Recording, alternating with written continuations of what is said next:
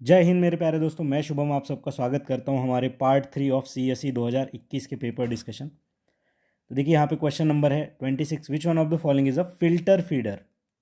Okay, अब यहाँ पे देखिए दोस्तों, फिल्टर फीडर।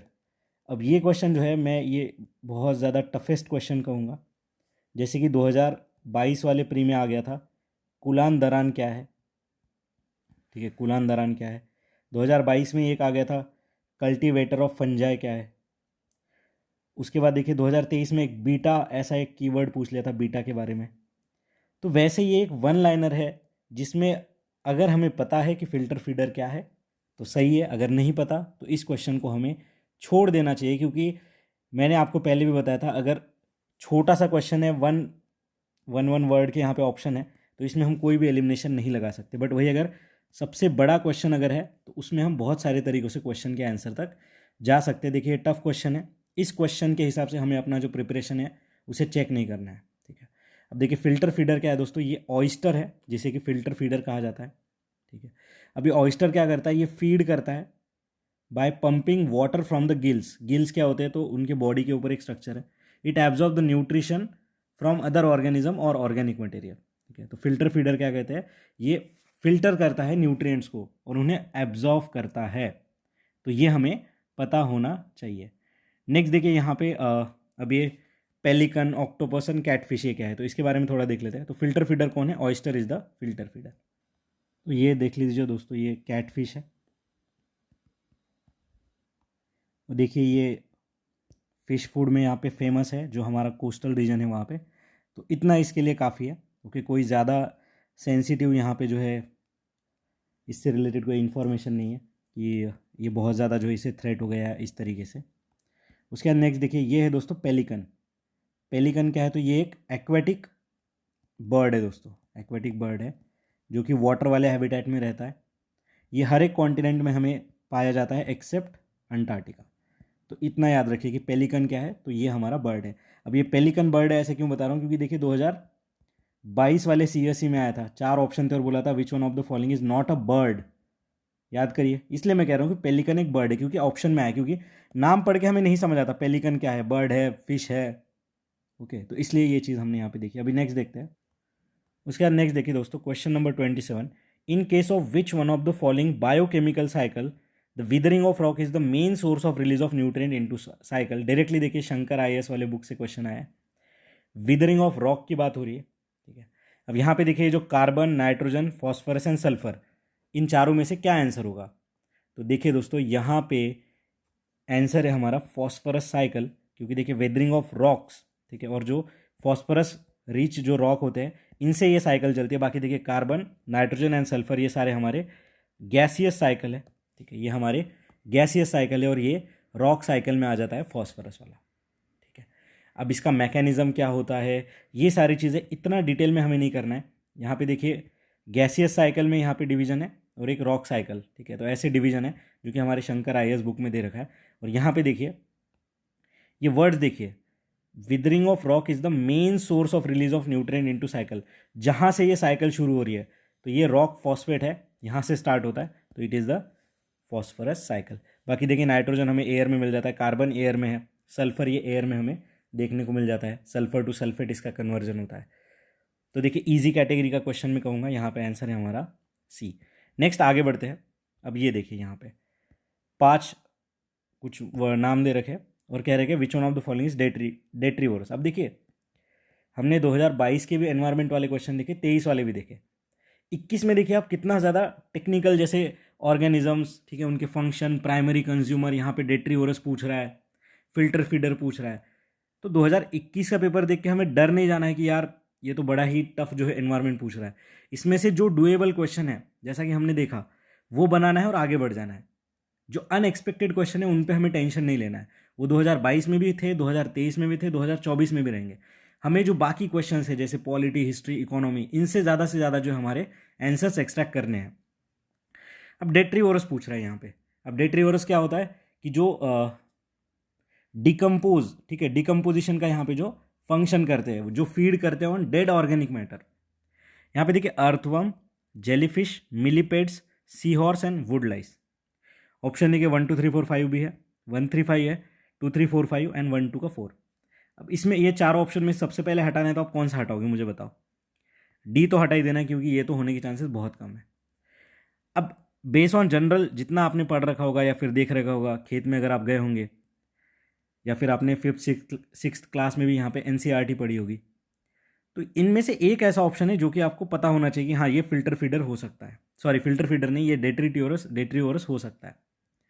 तो यहाँ पे देखिए दोस्तों, ये है हमारा अर्थवर्म, इसे हम फार्मर्स फ्रेंड भी कहते हैं।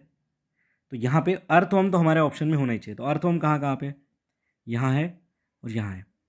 तो देखिए 5 होने के चांसेस बहुत कम है, इसलिए हमने इसे हटा दिया क्योंकि हमने इतने सारे क्वेश्चन देखे अभी। ठीक है, 300-400 क्वेश्चन अभी हो जाएंगे हमारे। तो देखिए बचा क्या हमारे पास, 1 2 का 4, फिर क्या बचा 2 3 4 5, एंड फिर क्या बचा 1 3 5। अब हमें पता है इसमें हमारा जो सही है ये वाला आ सकता है। अब मैं बता रहा हूँ आपको कि कैसे, इस पता नहीं है हमें इसके बारे में ज़्यादा, अब कैसे आंसर तक पहुँच सकते हैं। देखिए 50-50 तक तो हम यहाँ पे पहुँच चुके हैं दोस्तों। ठीक है, 50-50 तक तो हम यहाँ पे पहुँच चुके हैं, ये भी हटा देंगे। अब देखिए क्या बचा, 1 2 4 1 3 5। मतलब देखिए एग्जामिनर ने आपको कैसे हिंट दी, यहाँ पे 2 एंड 4 है और यहाँ पे 3 एंड 5 है।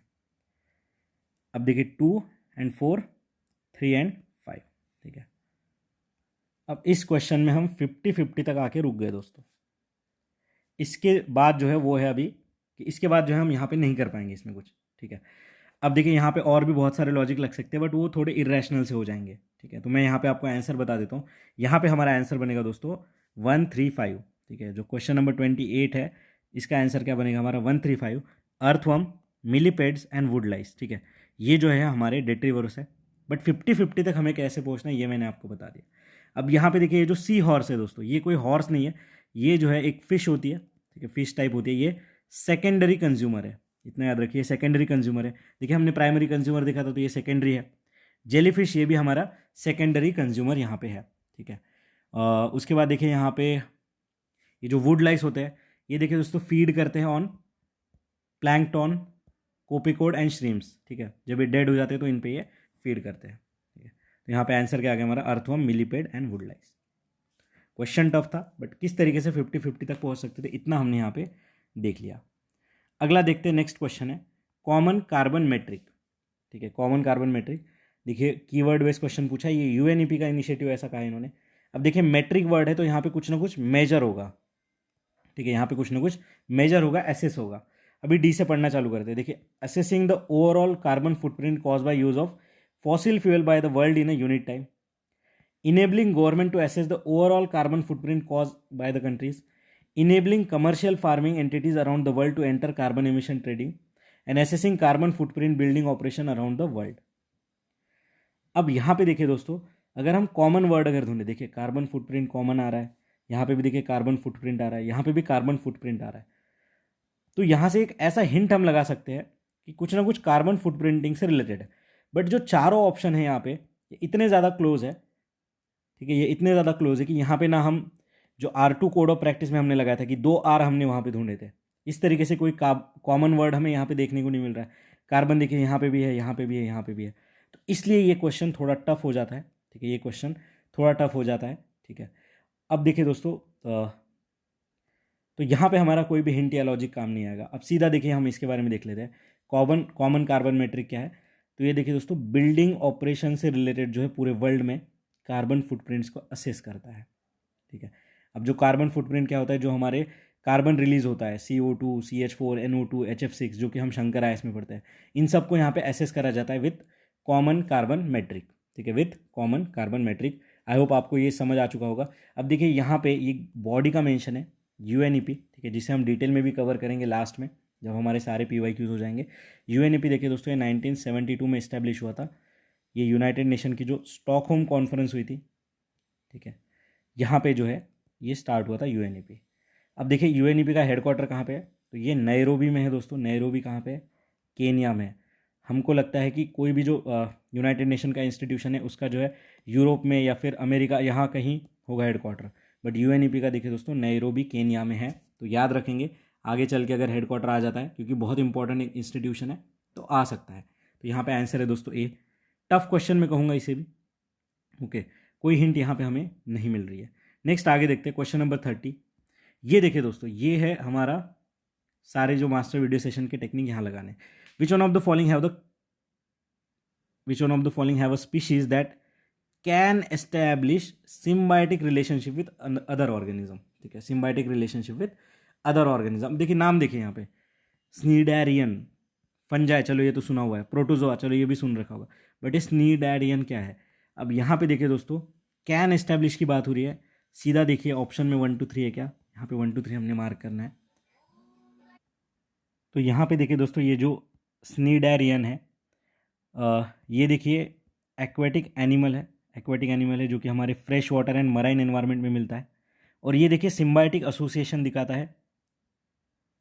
और ये स्नीडेरियन जो है ये एक फाइलम है दोस्तों। ठीक है, अब ये फाइलम क्या होता है, जब हम एनिमल का जो डिवीजन पढ़ते हैं, क्लासिफिकेशन पढ़ते हैं, तो उसमें फाइलम, किंगडम, ठीक है, ये सारी चीज़ें हम देखते हैं। तो ये एक फाइलम है। इसके अंदर देखिए कौन कौन आता है, तो इसके अंदर देखिए दोस्तों, यहाँ पे जेलीफिश आ जाती है। इसके अंदर ही देखिए यहाँ पे जो सी एनेमोन है ये आ जाते हैं। तो ये हमारी 12th क्लास की जो NCERT है इसमें सारी चीज़ें है। और क्या आ जाता है यहाँ पे, देखिए कोरल्स आ जाते हैं, कुछ मराइन पैरासाइट्स आ जाते हैं। तो देखिए यहाँ पे स्नीडेरियन जो है ये फाइलम है, इसमें 11,000 के करीब स्पीशीज़ है। तो अब सोचिए 11,000 में से कोई एक भी अगर यहाँ पे सिम्बायोटिक एसोसिएशन दिखाता है तो ये स्टेटमेंट तो सही हो गया। तो ये टेक्निकलिटी हमें ज़्यादा जानने की ज़रूरत नहीं है। एग्जाम पेपर में भी अगर हमें लग रहा है कि कैन एस्टेब्लिश वर्ड आ रहा है तो go for all of the above. ठीक है, फंजाई बताइए हमें, अलगी और फंजाई का हमने सिम्बायोटिक एसोसिएशन कहाँ पे देखा था, लाइकेंस में देखा था, याद करिए, तो ये भी सही हो गया। ठीक है, प्रोटोजोआ, अब यहाँ पे देखिए दोस्तों, प्रोटोजोआ आपने अगर मलेरिया के बारे में अगर करंट अफेयर में पढ़ा है या फिर आपने अगर बेसिक अगर देख रखा है मलेरिया के बारे में, तो देखिए मलेरिया का जो मच्छर होता है, ठीक है, उसका नाम क्या होता है, एनोफिलस। ठीक है, ये जो मच्छर होता है इसके अंदर देखिए जो मलेरिया का जो प्रोटोजोआ होता है दोस्तों, ठीक है, जिसे हम जो मलेरिया जो हमारा प्लाज्मोडियम फाल्सीपैरम ऐसे नाम होते हैं। अब मैं ये बहुत ज़्यादा डिटेल में बता रहा हूँ, इतना कोई याद करने की ज़रूरत नहीं है, बट जो मलेरिया का मच्छर होता है इसके अंदर देखिए यहाँ पे प्रोटोजोआज होते हैं दोस्तों, जिससे जो है मलेरिया फैलता है। तो ये भी एक सिम्बायोटिक एसोसिएशन है जो कि मॉस्किटो में रह रहा है। तो ऐसे देखिए प्रोटोजोआ, बैक्टीरिया, साइनोबैक्टीरिया, यूनिसेल्युलर, अलगी, इन सब के साथ जो है सिम्बायोटिक एसोसिएशन यहाँ पे दिखाता है। और मोटा मोटा यहाँ पे देखा जाए तो ज़्यादा हमें इसमें सोचना नहीं है। कैन एस्टेब्लिश की बात हो रही है, 1 2 3 मार्क करिए, क्योंकि वैसे भी स्नीडेरियन ये मुझे नहीं लगता किसी को पता होगा, अनलेस आपका जूलॉजी या फिर कोई ऑप्शनल ना हो इससे रिलेटेड, बॉटनी, जूलॉजी।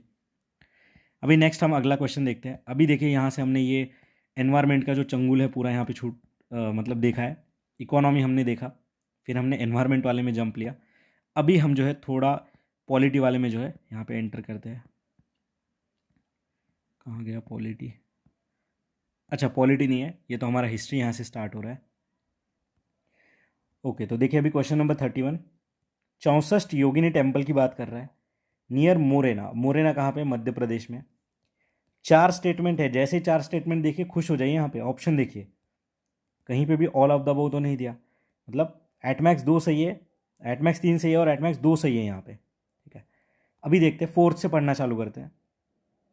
अब देखिए हमें इसके बारे में कुछ ज़्यादा पता नहीं, अगर पढ़ रखा है तो वेल एंड गुड, क्योंकि जो हमारा नितिन सिंघानिया में उसमें इसके बारे में मेंशन है, बट अगर नहीं पढ़ रखा है तो कैसे कर सकते। देखिए, it is a design has given rise to popular believe that it was a inspiration behind Indian parliament building.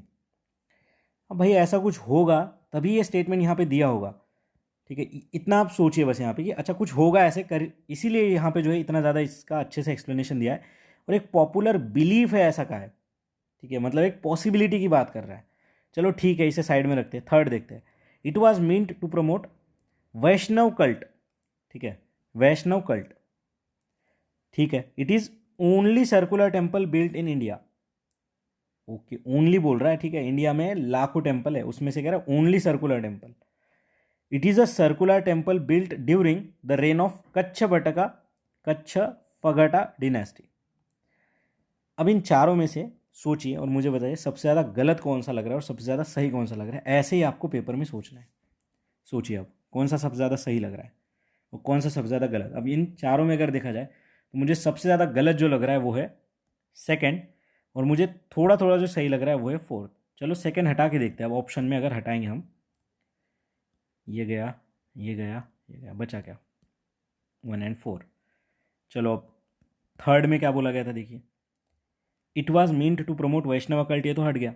और देखिए यहाँ पे 64 योगिनी, ठीक है, ये जो है दोस्तों ये शिवा से रिलेटेड है, ठीक है, it is related to Shaivism. अब याद करिए जो मास्टर वीडियो सेशन में मैंने आपको बताया था, ये कोई इस क्वेश्चन को देख के मैंने वो हैक आपको नहीं बताया था स्वैपिंग वाला, वो मल्टीपल टाइम्स अप्लाई होगा। शैविज़म को वैष्णविज़म से कर देंगे, ठीक है, उसके बाद बुद्धिज़्म को जैनिज़्म से चेंज कर देंगे, क्योंकि ऐसे ही एमसीक्यू बनता है। और यहाँ पे तो ये पता रखने की ज़रूरत भी नहीं थी, अगर ओनली ये एक वर्ड भी अगर देखते ना, तो जो कह रहे हैं ना कि एलिमिनेशन खत्म हो गया, ये सारी चीज़ें नहीं, अप्लाई होता है। ये क्वेश्चन कौन पढ़ता है पेपर के पहले इतना डिटेल में 64 योगिनी के बारे में? तो उसने हिंट दिया है हमें, 2 हटा दो, आंसर आ गया 1 एंड 4, इसी के साथ हमें जाना है। अब थोड़ा इसके बारे में जान लीजिए। ये देखिए दोस्तों, मध्य प्रदेश में सिचुएटेड है ये टेम्पल। अब ये कटका डिनास्टी के जो देवपाल नाम के किंग थे, देवपाल, इन्होंने बनाया था। ये देखिए शिव से रिलेटेड है। और बाकी देखिए जो इंडियन पार्लियामेंट का बिल्डिंग है, ये इसी से इंस्पायर है। क्यों? क्योंकि देखिए अब ये न्यूज़, ये क्वेश्चन क्यों आया होगा, देखिए इतना ज़्यादा हमारा पार्लियामेंट बिल्डिंग जो है उस नया बनाया गया, ठीक है, नया बनाया गया, तो उसके ऊपर जो है बहुत ज़्यादा आर्टिकल्स और बहुत ज़्यादा चर्चा हुई थी, इसलिए ये क्वेश्चन यहाँ पे बनाया गया है। और अगर आप, ठीक है, अगर आप यहाँ पे PYQs अगर देखोगे तो ये 64 योगिनी टेम्पल जो है बहुत बारी, मतलब बहुत बारी जो है इसके ऊपर जो है ऑप्शन में इसका मेंशन हुआ है, ठीक है, बहुत बारी इसका ऑप्शन में मेंशन हुआ है। तो वहाँ से भी अगर हम एक बार भी इसको अगर गूगल करके देख लेते ना, तो इसलिए मैं कहता हूँ कि फ़ोटोज़ देखा करिए। जैसे पेलिकन का मैंने आपको फ़ोटो दिखाया, तो यहाँ पे चीज़ें अच्छे से याद हुई। अब ये मंदिर का फ़ोटो देखते हैं, तो देखिए जब मैं 21 का ये अटेम्प्ट दे रहा था, तो मैंने जब ऑप्शन देखे थे PYQs के, तो मैंने ये मंदिर पहले ही देख रखा था। तो मुझे इतना तो आइडिया था कि हाँ सर्कुलर टेम्पल है, बट ओनली टेम्पल होना ही मुश्किल है, क्योंकि चलो ओनली होता भी तो प्री के बाद जो है कोई ना कोई यहाँ पे अगर छोटा सा मंदिर भी बना देता ना सर्कुलर, तो वो स्टेटमेंट तो गलत बन जाता ना। तो हमने देखा था एक्सेप्शंस और पॉसिबिलिटी वाली बात।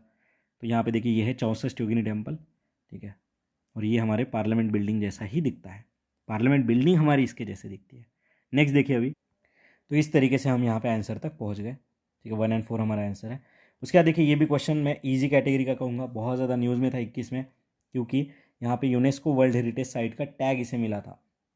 देखिए which one of the following ancient town is well known, देखिए well known for elaborate system of water harvesting and management by building a series of dams and channelising water into connected reservoirs. Art and culture का question है, Indus valley से related. देखिए धोलावीरा, कालीबंगन, राखीगढ़ी, रोपर। तो यहाँ पे देखिए दोस्तों जो वाटर हार्वेस्टिंग से रिलेटेड जो है हमारा, तो आपको पता ही है आंसर, ठीक है। तो हमारा जो क्वेश्चन नंबर 32 है, इसका आंसर क्या है दोस्तों? इसका आंसर है हमारा धोलावीरा इज़ द करेक्ट, ठीक है। 32 का आंसर क्या है? धोलावीरा। यहाँ पे जो है वाटर हार्वेस्टिंग से रिलेटेड यहाँ पे जो है काम करे गए थे। अब ये कहाँ पे है दोस्तों? तो ये रन ऑफ कच्छ में सिचुएटेड है, और यहाँ पे एक रिवर है, मेंशन करिए, लूनी रिवर के पास है ये, ठीक है। धोलावीरा जो है लूनी रिवर के आसपास है।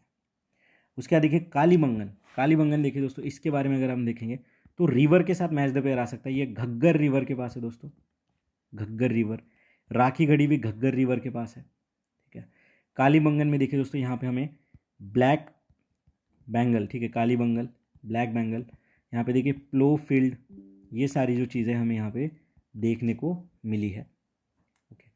उसके बाद देखिए ये राखीगढ़ी जो है दोस्तों, यहाँ ये हरियाणा में सिचुएटेड है, और यहाँ पे हमें कपल बरियल्स देखने को मिले। ये सारे मैं कीवर्ड्स आपको बता रहा हूँ जो PYQs में आ रखे हैं। रोपड़ देखिए दोस्तों, ये जो साइट है ये सतलज रिवर के ऊपर यहाँ पे सिचुएटेड है, सतलज रिवर के ऊपर ये सिचुएटेड है। तो इतना देखिए इन्फॉर्मेशन हमारे लिए काम का है रिलेटेड टू दिस। बाकी देखिए इंडस वैली की मोस्ट इंपॉर्टेंट साइट्स हमें पढ़नी है, जो भी बेसिक बुक्स हम देखेंगे, ठीक है, क्योंकि उनसे क्वेश्चंस आते हैं। अगला देखिए नेक्स्ट क्वेश्चन हम देखते हैं। ये भी क्वेश्चन में एक टफ कैटेगरी का कहूँगा दोस्तों। In the first quarter of 17th century, देखिए जब भी UPSC ऐसे पूछता ना first quarter of 17th century, तो पहले उस ईयर को लिख लीजिए। अब 17th सेंचुरी कह रहा है तो ये 1600 के कुछ आसपास होगा। फर्स्ट क्वार्टर यानी कि 1600 से लेके 1625 तक की ये बात कर रहा है, तो इसके बीच में बात कह रहा है। विच one of the following was और वेयर द फैक्ट्री और factories of the English east India company located? English east India company कह रहा है। बरोच, चिकाकोल, त्रिचुनोपल्ली। ये नाम तो मैंने पहली बार ही सुना था जब ये पेपर में देखा था, ठीक है। अब देखिए यहाँ पे किस तरीके से जो है ऑप्शंस दिए गए हैं और कितना ज़्यादा फैक्चुअल क्वेश्चन है। तो ये क्वेश्चन मैं टफ कैटेगरी के अंदर यहाँ पे पुट करूँगा। देखिए ईस्ट इंडिया कंपनी की फर्स्ट फैक्ट्री हम सब लोग पढ़ते हैं कि फर्स्ट फैक्ट्री कौन सी थी, साउथ में फर्स्ट फैक्ट्री कौन सी थी, ठीक है। बट यहाँ पे इन्होंने एग्जैक्ट जो ईयर है, जैसे 1600 से 1625 के बीच में यहाँ पे पूछ दिया है, ठीक है। तो देखिए दोस्तों यहाँ पे जो आंसर बनेगा वो है हमारा वन ओनली, ठीक है। बरोच जो है ये यहाँ पे एक थी इनकी फैक्ट्री, ठीक है। अभी चिकाकोल और इसके बारे में थोड़ा देखते हैं, और बाकी जो फैक्ट्रीज हैं इनके बारे में भी डिटेल में हम देखेंगे अभी। तो यहाँ पे सबसे पहले जो गलत ऑप्शन है उसके बारे में देखते हैं। ये जो चिकाकोल है दोस्तों, ये निज़ाम के अंडर था, ठीक है, not under east India company. और ये त्रिचोनापल्ली था, ये जो है किंगडम ऑफ एयरकॉट के अंदर था, निज़ाम एंड एयरकॉट के अंदर था, ये आप याद रखेंगे यहाँ पे। अब इंग्लिश ईस्ट इंडिया कंपनीज, इनके बारे में देखते हैं हम लोग, ठीक है। अभी सबसे पहले यहाँ पे देखिए जो टाइमलाइन दे रखी है, इसके बीच में कहाँ कहाँ पे इन्होंने जो अपनी फैक्ट्रीज इस्टेब्लिश करी थी। तो यहाँ पे देखिए दोस्तों, सूरत था, अहमदाबाद था, अहमदाबाद, उसके बाद देखिए आगरा एंड मसूलीपट्टनम। तो ये आप नोट डाउन करिए, इस टाइम पीरियड में यहाँ पे इन्होंने जो अपनी फैक्ट्रीज बनाई है। अभी और डिटेल में अगर हमें यहाँ पे देखना है तो ईस्ट इंडिया में, ठीक है, ये हमारा कोस्ट है। अब ईस्टर्न साइड में इन्होंने कहाँ कहाँ पे बनाई है, तो देखिए यहाँ पे हरिपुरा, ये स्पेक्ट्रम में मेंशन है हमारे, हरिपुरा, बालासोर, हुगली, ठीक है, यहाँ पे इन्होंने जो है अपनी फैक्ट्रीज बनाई है। वेस्ट में कहाँ कहाँ बनाई है, तो वेस्ट में देखिए इन्होंने जो है आगरा, अहमदाबाद, ये हमने देखा, आगरा अहमदाबाद। उसके बाद देखिए बड़ौदा, बरोच, देखिए जो हमारे ऑप्शन में था यहाँ पे बनाई है। और साउथ ईस्ट में अगर हम देखेंगे, साउथ में कहाँ थे वो, मसूलीपट्टनम एंड पुलिकट। तो ईयर याद रखना इतना इंपॉर्टेंट नहीं है, बस आप ये थोड़े जो है नाम यहाँ पे इस तरीके से मैप बना के याद रख लीजिए कि आगे चल के अगर कोई फैक्ट्रीज इससे रिलेटेड क्वेश्चन आता है तो हम इसे अच्छे से सॉल्व कर पाए। क्वेश्चन टफ कैटेगरी का मैं कहूँगा। और देखिए ऑप्शंस का हिंट देखिए, जो 2022 का पेपर टफ हुआ था, 23 का क्यों टफ हुआ था, ऑप्शंस का पैटर्न आप देखिए यहाँ पे, इस वजह से जो है पेपर टफ हुआ था। उसके बाद देखिए क्वेश्चन नंबर 34, 6 ऑप्शन है इसमें, ठीक है, 6 ऑप्शन में। और ये क्वेश्चन देखिए दोस्तों, हमें इस क्वेश्चन से हिंट्स मिली है 2023 वाले क्वेश्चंस की भी, ठीक है, वो भी मैं आपको बताऊंगा। क्या कह रहा है, from the decline of Guptas until the rise of Harshavardhan, इनके नाम हमने सुन रखे हैं, Harshavardhan, Gupta, in the early 7th century, देखिए अर्ली 7th सेंचुरी, ठीक है, मतलब 600 के आसपास की बात हो रही है, 600 AD. Which of the following kingdoms were holding power in northern India, ठीक है। तो ये हमारा भारत, अब नदर्न इंडिया यहाँ पे देखिए जैसा आज का भारत है उस तरीके से यहाँ पे इंडिया का मैप नहीं था, पहले तो बहुत ज़्यादा बड़ा हुआ करता था। अब देखिए यहाँ पे Guptas of Magadha, Paramara of Malwa, Pushyabhutis of Thanesar, Maukharis of Kannauj, Yadavas of Devagiri, Maitrakas of Vallabhi, ठीक है, मैत्रिकाज ऑफ वल्लभी। तो यहाँ पे देखिए जब रियल एग्जाम में ये क्वेश्चन मैंने देखा तो इन 6 में से सबसे पहले मैंने हटाया कि कौन सा नहीं हो सकता है। अब कौन सा नहीं हो सकता है ये देखिए दोस्तों, आपने अगर पद्मावत मूवी देखी है, ठीक है, पद्मावत मूवी, ठीक है, तो जो देवगिरी, ठीक है, इसका मेंशन हमें देखने को मिलता है। अगर आपने अलाउद्दीन खिलजी के बारे में पढ़ रखा है हमारी हिस्ट्री के बुक्स में, तो जो मलिक कफूर है उसका सदर्न एक्सपीडिशन के बारे में हम पढ़ते हैं, जहाँ पे हम यादवास के बारे में पढ़ते हैं कि इनके ऊपर जो है अटैक किया गया था और कॉन्क्वेस्ट करा गया था। तो जब अलाउद्दीन खिलजी इनकी बात हो रही है और ये भाई साहब जो थे ये 1200 और 1300 इसके आसपास कहीं थे, रफ टाइमलाइन में बता रहा हूँ। और मैंने आपको बताया भी था मास्टर वीडियो सेशन में कि रफ टाइमलाइन हमें पता होनी चाहिए, ठीक है। तो यादवाज ऑफ देवगिरी अगर 1200 से 1300 के आसपास थे तो कैसे यहाँ पे जो है 7th सेंचुरी में आ जाएंगे। तो यहाँ पे हम 5th अगर हटाते हैं तो देखिए ये गया और ये गया, 50-50 तक हम यहाँ पे पहुँच चुके हैं, ठीक है, इस एक पर्टिकुलर ऑप्शन से, ठीक है। अभी देखिए दोस्तों यहाँ पे नेक्स्ट, उसके बाद नेक्स्ट देखिए दोस्तों यहाँ पे अभी हमारे पास बचा क्या, देखिए 5 आपने हटाया इस तरीके से। देखिए ये ओल्ड एनसीईआरटी में भी है, न्यू एनसीईआरटी में भी इनका मेंशन है, इसलिए मैं आपको कह रहा हूँ कि ये हम हटा सकते थे। फिर देखिए बचा क्या हमारे पास, फिर देखिए बचा 1 3 4 6 एंड 2 3 4, देखिए 1 3 4 6 एंड 2 3 4, इसमें कॉमन क्या है, 3 4। अब 3 4 क्या कह रहा है, Pushyabhutis of Thanesar and Maukharis of Kannauj, ठीक है। अब यहाँ पे अगर हम देखेंगे, यहाँ पे ये जो भाई साहब है जिनका मेंशन है हर्षवर्धना, इनकी डिनेस्टी कौन सी थी, तो ये थे पुष्यभूतिज ऑफ थानेसर, ठीक है। ये 606 से लेके 647 तक इन्होंने रूल किया था। इनके पहले भी इनके राजा जो है पहले वाले रहे होंगे। तो 3 4 हमारा देखिए यहाँ पे कॉमन आ गया। अब आगे कैसे कर सकते हैं, अब देखिए एग्जामिनर कैसे हिंट दिया है। अब बचा के देखिए 1 6 एंड 2। अब सबसे पहले 2 देखते हैं, परमार ऑफ मालवास, ठीक है, परमार ऑफ मालवा। एक तरफ है परमार ऑफ मालवा, दूसरी तरफ क्या है, दूसरी तरफ देखिए यहाँ पे है Guptas of Magadha and Maitrakas of Vallabhi. अब देखिए गुप्ताज यहाँ पे क्या बोला है, डिक्लाइन ऑफ गुप्ताज। अब ऐसा तो है नहीं कि गुप्ता अभी थे यहाँ पे और जैसे ही ये सेंचुरी आ गई पूरे खत्म हो गए, 0% हो गए, ऐसा तो नहीं हुआ होगा। कोई भी डिनेस्टी अगर खत्म होती है, अब देखिए मुगल डिनेस्टी का जब एंड आया तो ऐसा तो नहीं हुआ ना कि मुगल बस औरंगजेब के बाद ख़त्म ही हो गए, नहीं, उसके बाद भी लेटर मुगल्स यहाँ पे चले, उसके बाद ईस्ट इंडिया कंपनी के आने के बाद भी यहाँ पे चले। तो यहाँ पे ये देखिए कि गुप्ताज ऑफ मगध ये कंटिन्यूएशन में इनका छोटा सा पार्ट रहा होगा। ये थिंकिंग अगर हम लेके चलते तो यहाँ पे देखिए 1346 हमारा सही बन जाता। फिर भी यहाँ पे देखिए और एक ऑप्शन से हम कैसे पता लगा सकते थे, मैत्रिकाज ऑफ वल्लभी बोला है। अब देखिए आपने वल्लभी के बारे में हमारी ओल्ड एनसीईआरटी में या फिर जैनिज़्म के कंटेक्स्ट में अगर हम पढ़ते हैं तो हम वल्लभी में एक काउंसिल हुई थी ये हम पढ़ते हैं, ठीक है, वल्लभी में एक काउंसिल हुई थी ये हम पढ़ते हैं। उसके बाद देखिए यहाँ पे वल्लभी जो है एक इम्पॉर्टेंट सेंटर है जैन एंड बुद्धिस्ट फिलोसॉफी का, और जैन एंड बुद्धिस्ट फिलोसॉफी से रिलेटेड यहाँ पे हम पढ़ते हैं, ठीक है। तो इस हिसाब से देखिए ये इसके बारे में इंफॉर्मेशन होगी। बट यहाँ पे देखिए Guptas of Magadha, Paramara of Malwa and Maitrakas of Vallabhi. जिस हिसाब से मैंने आपको बताया कि जो फर्स्ट है गुप्ताज ऑफ मगधा इसके चांसेस ज़्यादा है एज़ कम्पेयर टू सेकेंड के, ठीक है। और यहाँ पे देखिए 3 ऑप्शन है और यहाँ पे 4 ऑप्शन है। तो इस तरीके से अगर देखा जाए तो इस फिलोसॉफी से या फिर इस लॉजिक से अगर हम जाते, देखिए टफ क्वेश्चन है, मैं ये नहीं कहता क्वेश्चन ईजी है, ठीक है। अब मैं इसे थोड़ा ओके, क्वेश्चन टफ है बट हमने एक ऑप्शन हटाया तो हमारे यहाँ पे 2 चले गए। फिर देखिए हमारे पास बचा 1 3 4 एंड 2 3 4, मतलब 3 एंड 4 कॉमन है। फिर देखिए जो मैंने आपको लॉजिक बताया इस हिसाब से 1 3 4 6 तक हम पहुंच सकते थे, बट एक ऑप्शन से हम 50-50 तक यहाँ पे पहुंच सकते थे। पेपर टफ था, सॉरी ये ऑप्शन टफ था, बट यहाँ पे हम इस तरीके से जो है क्वेश्चन तक, आंसर तक पहुँच सकते थे। अभी थोड़ा देख लेते हैं यहाँ पे। तो देखिए दोस्तों ये जो गुप्ताज ऑफ मगध है और ये टाइमलाइन के हिसाब से देखिए इन्हें लेटर गुप्ता डिनास्टीज भी हम कह सकते हैं। ये देखिए 6th सेंचुरी से लेके 8th सेंचुरी तक इन्होंने जो अपना दबदबा यहाँ पे रखा था, ये मगध वाले रीजन में थे, मगध वाले रीजन में थे और ईस्टर्न इंडिया में थे। इतना याद रखिए। अब इनके राजा कौन थे, महाराजा कौन थे, हमें इतना अंदर नहीं जाना है। नेक्स्ट देखिए यहाँ पे परमार ऑफ मालवा, इनके बारे में एक चीज़ याद रखिए, इनके फाउंडर कौन थे। इनके फाउंडर थे दोस्तों उपेंद्र, या फिर इनका दूसरा नाम था कृष्णराज। बिल्कुल याद रखिए, क्वेश्चन आ सकता है राजा के नाम और मैच द पेयर, ठीक है। ये मालवा रीजन में थे जो मध्य प्रदेश वाला है इसके आसपास। तो इतना याद रखिए परमार डिनेस्टी के बारे में। और इनका अगर हम टाइम लाइन देखें, अब मैं टाइम लाइन क्यों बता रहा हूँ इसका भी मैं मेंशन करूँगा। ये देखिए 9th सेंचुरी से लेके 14th सेंचुरी तक इन्होंने यहाँ पे रूल किया था, ठीक है। और ये जो परमार है दोस्तों, परमार इनके जो ग्रेटेस्ट एक्सटेंट, जो सबसे बड़े राजा अगर हम यहाँ पे देखेंगे तो ये थे भोजाज, ठीक है। तो यहाँ पे भोजा के बारे में हमें पता होना चाहिए, ठीक है। और नेक्स्ट हमारा ये टाइम लाइन। उसके बाद देखिए पुष्यभूतिज ऑफ थानेसर।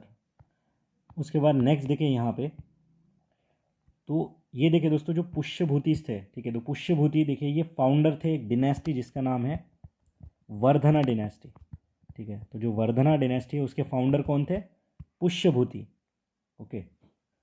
तो वर्धना डिनेस्टी उसके फाउंडर थे पुष्यभूति।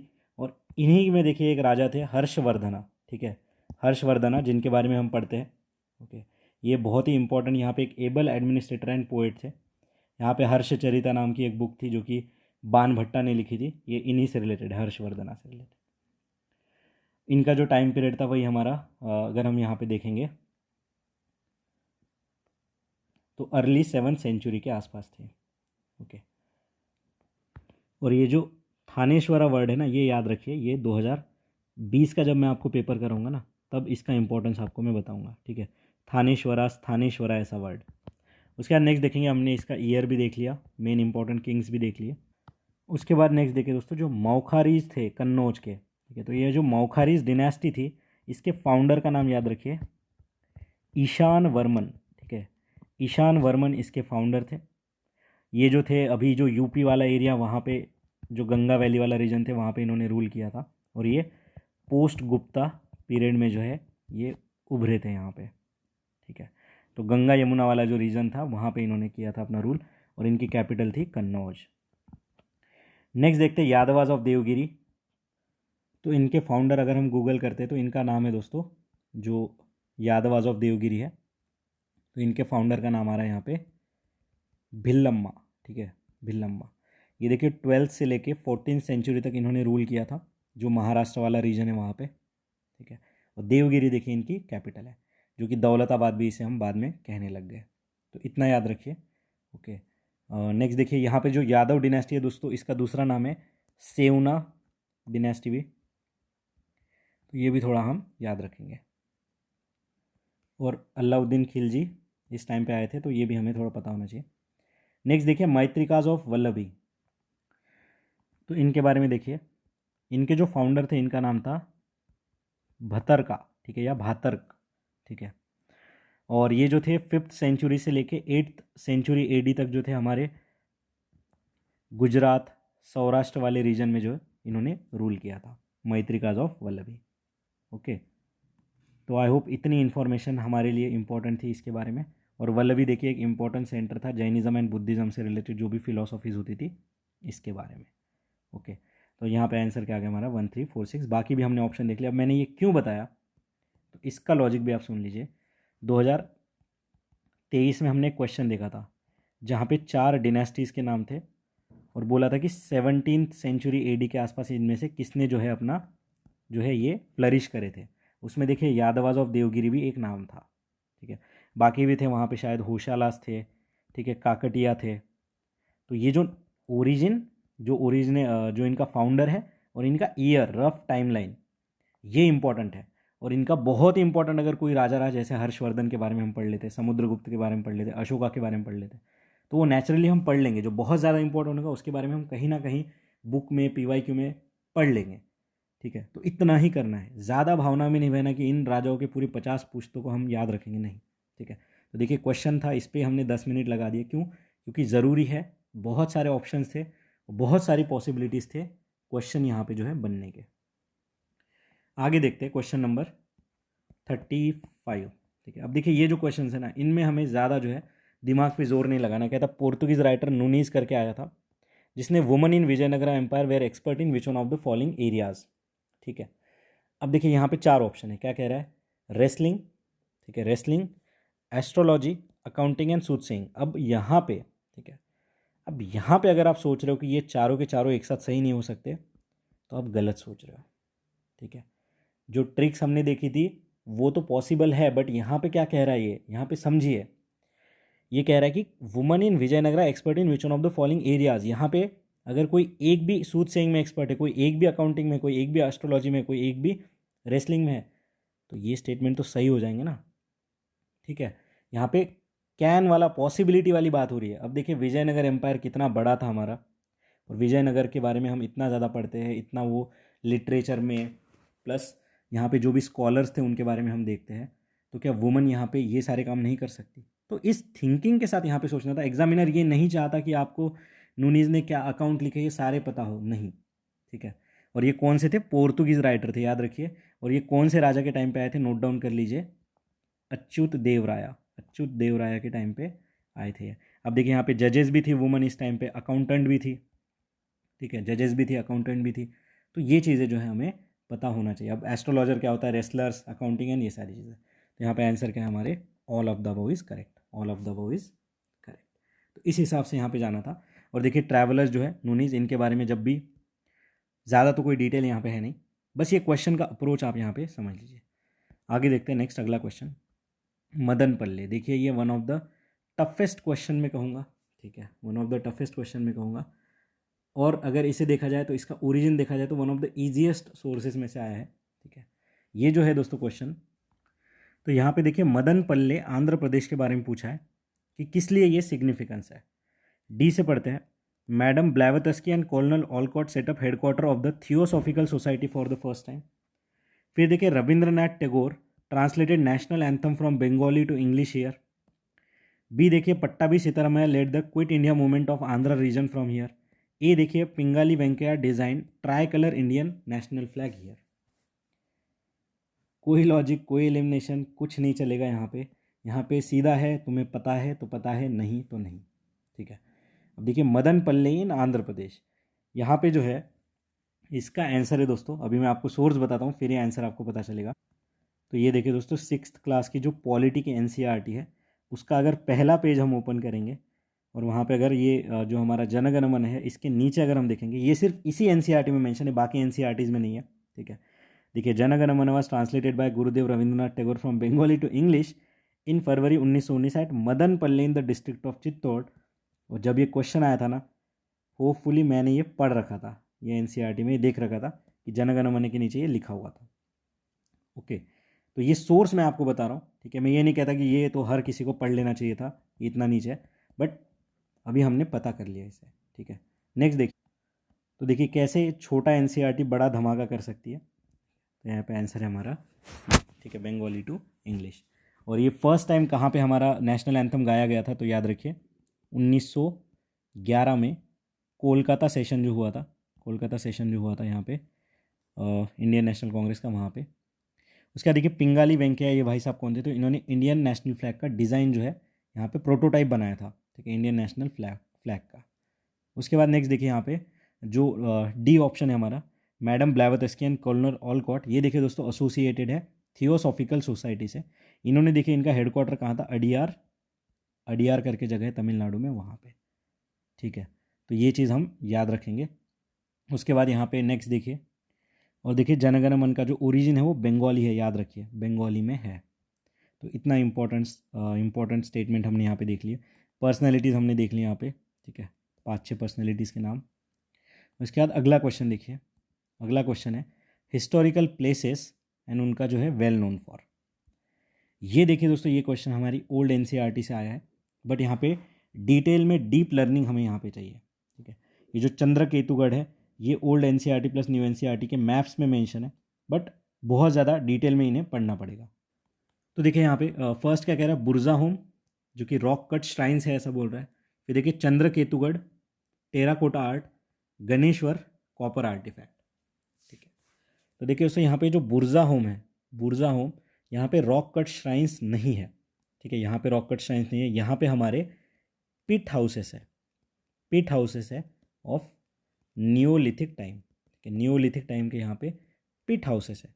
चंद्रकेतुगढ़ ये कहाँ पे दोस्तों, ये वेस्ट बंगाल में है, और यहाँ पे देखिए टेराकोटा आर्ट जो है यहाँ पे फेमस है, और ये क्राफ्ट का सेंटर था, क्राफ्ट ट्रेड सेंटर था। गणेश्वर ये कहाँ पे दोस्तों, ये राजस्थान में है, और ये हमारी एक चालकोलिथिक साइट है। चालकोलिथिक यानी ये हमारे कॉपर से रिलेटेड देखिए एक इंपॉर्टेंट साइट है। ठीक है, तो इतना हमें यहाँ पे पता होना चाहिए। और ये बुर्जा होम कहाँ पे दोस्तों, ये कश्मीर में है। और यहाँ पे आंसर क्या है हमारा 2 और 3। इतना हमें इस क्वेश्चन के बारे में पता होना चाहिए। बाकी देखिए ये जो हिस्टोरिकल प्लेसेस और इनके नाम जो है ये आप अभी यहाँ पे रट लेंगे, और जब भी हम ओल्ड एनसीईआरटी पढ़ेंगे ना, तो ये जो नाम आ रहे हैं ना, चंद्रकेतुगढ़, गणेश्वर, इस तरीके के थोड़े थोड़े नाम आप देख लेंगे। ठीक है, मैं ये नहीं कह रहा कि हर किसी को रट लीजिए, बट जितना हो सकता है इन नाम जो है मैप के ऊपर जो स्पेसिफिकली नाम है उन्हें हमें देखना है। आगे बढ़ते हैं, ये क्वेश्चन और इसका लिंकेज हम अगले क्वेश्चन के साथ भी समझेंगे। कह रहा है it was during the reign of Iltutmish Genghis Khan reach the Indus in the pursuit of fugitive Khwarizm prince. ठीक है, फिर क्या कह रहा है, it was during the reign of Mohammad bin Tughlaq that Timur occupied Multan and cross the Indus. It was during the reign of Devaraya two Vijayanagar empire that Vasco da Gama reach the coast of Kerala. ठीक है, reach the coast of Kerala. अब देखिए 3 statement है, अब इनमें से देखिए जो सबसे ज़्यादा सही कौन सा है। तो यहाँ पे देखिए दोस्तों इस पर्टिकुलर क्वेश्चन में जो फर्स्ट स्टेटमेंट है हमारा कि during the reign of Iltutmish, ठीक है, तो चंगेज़ खान यहाँ पे आया था। तो ये जो बात हुई थी दोस्तों ये 1220 के अराउंड हुई थी। ठीक है, 1220 के अराउंड हुई थी। और ये जो ख्वारिज्म प्रिंस, इसका नाम क्या था, जलालुद्दीन, जो कि ईरान से भाग के आया था। ठीक है, तो याद रखेंगे। और नेक्स्ट देखिए it was during the reign of Mohammad bin Tughlaq that Timur occupied Multan and cross Indus. ये गलत है दोस्तों, क्योंकि तैमूर यहाँ पे आया था 1370 के टाइम पे, और ये जो मोहम्मद बिन तुगलक थे ये 1350 में ही इनकी डेथ हो गई थी। ठीक है, तो ये तो हो ही नहीं सकता। तो देखिए कैसे ईयर शिफ्ट करे हैं। थर्ड देखिए during the reign of Devaraya two Vijayanagar that Vasco da Gama reach the coast of Kerala. ये गलत है दोस्तों, वास्को द गामा 1498 में आया था, और इस टाइम पे जो है नरसिम्हा राया यहाँ पे थे, ना कि देवराया टू। ठीक है, नरसिम्हा राया यहाँ पे थे, ना कि देवराया टू। तो इस तरीके से ये गलत हो गया, ये गलत हो गया, यहाँ पे आंसर है हमारा 1 ओनली। अब इस क्वेश्चन को कनेक्ट करिए 2022 वाले प्रीलिम्स के क्वेश्चन से, जहाँ पे इस राजा का नाम चेंज करके बोल दिया कि जो ख्वारिज़म एम्पायर का था ये मोहम्मद बिन तुगलक के टाइम पे आया था, इस तरीके से बनाया गया था। वहाँ पे एक स्टेटमेंट ये भी था कि वहाँ पे देखिए गजपति डिनेस्टी वाला एक क्वेश्चन था। उसके बाद जो ईस्ट इंडिया कंपनी की फैक्ट्री को देखिए यहाँ पे रिप्रेजेंटेटिव ऑफ विजयनगरा ने दिया था। तो इस तरीके से कनेक्ट करिए कि कैसे 2021 वाला एक क्वेश्चन ये कनेक्ट हो रहा है 2022 वाले पेपर से। ठीक है, अगर आपके पास अभी पेपर होगा 2022 वाला तो वहाँ पे आप देख सकते हो। ठीक है, नेक्स्ट देखिए यहाँ पे और एक वैल्यू एडिशन है, याद रखिए कि कृष्णदेवराया देखिए ये 1509 से लेके 1526 तक थे, और इस टाइम पे देखिए कृष्णदेवराया के कंटेम्प्रेरी कौन था, तो ये था बाबर। तो ये ऐसा क्वेश्चन बन सकता है, तो थोड़ा इसे भी हम जो है याद रखेंगे। ठीक है, इसे जो है हम याद रखेंगे। और उसके बाद देखिए यहाँ पे बाबर एंड जो गुरु नानक देव जी थे ये भी कंटेम्प्रेरी थे, तो ये तीनों नाम जो है थोड़ा थोड़ा हम याद रखेंगे। उसके बाद नेक्स्ट अगला क्वेश्चन हम देखते हैं। टफ क्वेश्चन में कहूँगा कि Saint Francis Xavier was one of the founding member of Jesuit order, Jesus order जो भी है। Saint Francis Xavier died in Goa and the church is dedicated to him there.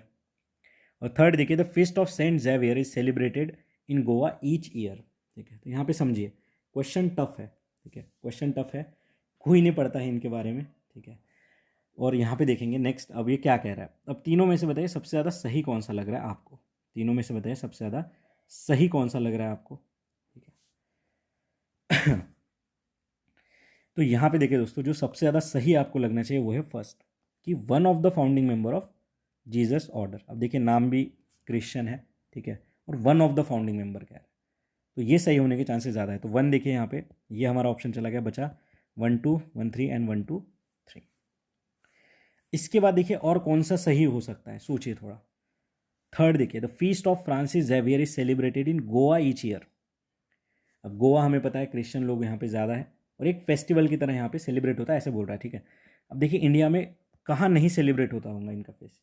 ठीक है, जहाँ पे भी क्रिश्चियन फैमिलीज होंगी वो सेलिब्रेट करते हैं। जैसे अगर सिखिज़म अगर आप फॉलो कर रहे हो तो जो भी गुरु की जयंती होती है या फिर जो भी फंक्शन होता है सेलिब्रेट किया जाता है ऑल ओवर इंडिया में। ऐसा नहीं कि सिर्फ पंजाब में किया जाता, नहीं, जहाँ भी गुरुद्वारे होंगे वहाँ पे सेलिब्रेट होगा। तो सिंपली इस थॉट से सोचिए। ठीक है, क्वेश्चन टफ है, मैं ये नहीं कह रहा कि आपको ये सारी चीज़ें पता होनी चाहिए, बट एक तरीके से सोचा जाए तो सेकंड भी हमें यहाँ पे सही लग रहा है। अब देखिए यहाँ पे ट्रैप कैसे एग्जामिनर ने फील किया, देखिए यहाँ पे 2 बारी गोवा दे दिया, बट यहाँ पे अगर हम ये जो स्टेटमेंट है ना ये पता करना थोड़ा डिफिकल्ट है। ठीक है, थोड़ा डिफिकल्ट है, और यहाँ पे यही चीज़ करिए, गोवा की जगह पे यहाँ पे चाइना होना चाहिए दोस्तों, क्योंकि इनकी जो डेथ है ये चाइना में हुई थी।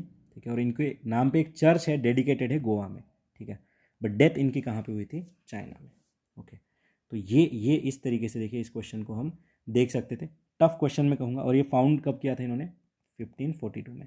ईयर इतना इंपॉर्टेंट नहीं है, बट थोड़ा याद रखिए, इसके बारे में ज़्यादा हमें डिटेल में जाने की ज़रूरत नहीं, यहाँ पे चाइना होना चाहिए। ठीक है, और बाकी ये 1 एंड 3 यहाँ पे सही है। और आगे चल के अगर इस तरीके से कोई और पर्सनैलिटी के साथ अगर बोला जाता कि इनका सेलिब्रेशन यहाँ पे होता है या फिर one of the founding member, तो थोड़ा इसके बारे में इस तरीके से सोचेंगे। नेक्स्ट अगला क्वेश्चन हम देखते हैं। With reference to history of ancient India which one of the following statement is correct. ये देखिए दोस्तों क्वेश्चन है, 3 स्टेटमेंट है बहुत बड़े बड़े। ठीक है, 3 स्टेटमेंट है बहुत बड़े, और यहाँ पे देखिए बहुत ज़्यादा डाउट हुआ था इस क्वेश्चन में। ठीक है, इसका आंसर क्या होगा, कोई कह रहा था कुछ, कोई कह रहा था कुछ। ठीक है, तो यहाँ पे हम देखते हैं, थर्ड स्टेटमेंट से पढ़ते हैं। Mitakshara system deals with matters related to the property held by male member only of the family, whereas Dayabhaga system deal with the matter related to the property held by both male and female. देखिए 2 contrasting चीज़ों की यहाँ पे बात हो रही है। Second statement देखते हैं। In Mitakshara system the sons can claim right to their property during the life time of father, whereas in Dayabhaga system only after the death of father that sons can claim the right to property. First देखिए, Mitakshara was the civil law for upper caste and Dayabhaga was the civil law for lower caste. ठीक है, तो कुछ light लग रहा है आपके कि कैसे यहाँ पे जो है आंसर आ सकता है। तो यहाँ पे ज़्यादा टेंशन लेने की बात नहीं दोस्तों, ये ऐसा क्वेश्चन है जो कि हमसे नहीं बनेगा एग्जाम में, क्योंकि इतना डिटेल में ये शायद ही हिस्ट्री ऑप्शनल वाले को पता हो। ठीक है, तो देखिए थर्ड स्टेटमेंट देखिए दोस्तों, यहाँ पे ऐसा कोई नहीं है, बोथ मेल एंड फीमेल यहाँ पे राइट है। ठीक है, यहाँ पे देखिए मेल मेंबर ओनली है, गलत है, यहाँ पे बोथ दोनों भी सिस्टम में मेल एंड फीमेल दोनों को राइट है। ठीक है, उसके बाद देखिए यहाँ पे जो मिताक्षरा सिस्टम ये वाला जो लाइन है ये यहाँ पे करेक्ट है। दया भाग में only after the death of father son claim and Mitakshara में जब जीवित है तब भी आप क्लेम कर सकते हो। यहाँ पे देखिए ऐसा कोई नहीं, अपर कास्ट और लोअर कास्ट दोनों देखिए दोनों कास्ट के ऊपर अप्लाई होते हैं, ठीक है, बोथ अपर कास्ट के ऊपर अप्लाई हो जाते हैं। तो लोअर कास्ट ऐसी कोई चीज़ यहाँ पे है नहीं, तो ये गलत हो गया, ठीक है। सेकंड स्टेटमेंट सही होगा। आंसर क्या आ गया हमारा पे, 2 ओनली। इसमें ज़्यादा डिटेल में मत जाइए क्योंकि इतना डिटेल में नहीं पढ़ा जाता है, ठीक है, तो ये हम याद रखेंगे। इसमें देखिए दोस्तों अभी हम समझते हैं जो सती से थोड़ा सा इसे लिंक करते हैं, ठीक है, लिंक करते हैं। देखिए अगर वुमन विडो हो जाती है तो यहाँ पे 2 चीज़ें हमने देखा, एक है मिताक्षरा और एक है हमारा दया भाग। दया भाग देखिए दोस्तों ये मोस्टली वेस्ट बंगाल वाले रीजन में होता है और मिताक्षरा देखिए रेस्ट ऑफ द इंडिया में, ठीक है। अब दया भाग में ये बोला गया था कि वुमन को यहाँ पे जो है प्रॉपर्टी राइट मिलेगा वुमन को, ठीक है। तो जब हस्बैंड की डेथ हो जाएगी तो यहाँ पे वुमेंस को मिल जाएगा। तो इस वजह से देखिए यहाँ पे वेस्ट बंगाल वाले रीजन में सती ज़्यादा प्रिवेल करी थी, क्योंकि शादी हो गई, हस्बैंड की डेथ हो गई, तो जो यहाँ पे पत्नी है उसे हक मिल रहा है सारा, ठीक है। यहाँ पे भी ऐसा होता था, बट यहाँ पे जो है फैमिली मेम्बर प्रिवेल कर जाते थे हस्बैंड की डेथ के बाद, ठीक है। तो यहाँ पे इसलिए देखिए सती जो है प्रिवेल है हमारी वेस्ट बंगाल वाले रीजन में ज़्यादातर हुई थी, ठीक है। तो क्वेश्चन एक्चुअली टफ है, आंसर इसका 2 ओनली है। तो इस तरीके से हम यहाँ पे आंसर तक पहुँचे। अभी नेक्स्ट देखिए जो अगला क्वेश्चन है हम अगले वीडियो में देखते हैं। तब तक के लिए पढ़ते रहिए, मुस्कुराते रहिए, मिलते हैं ब्रेक के बाद। धन्यवाद।